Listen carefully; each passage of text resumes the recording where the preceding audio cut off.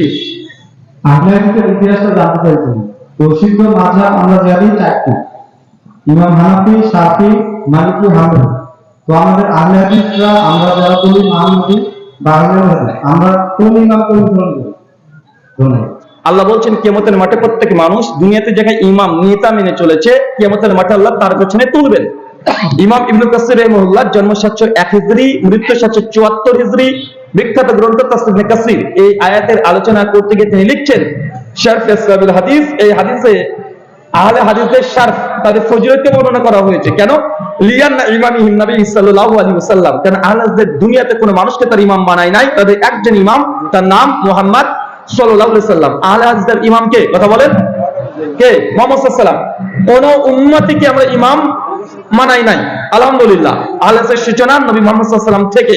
এটা কোনো ব্যক্তি বিশেষ, কোনো উম্মতিকে আমরা কেন্দ্র করে আমাদের মানহাজ আমরা গ্রহণ করি নাই।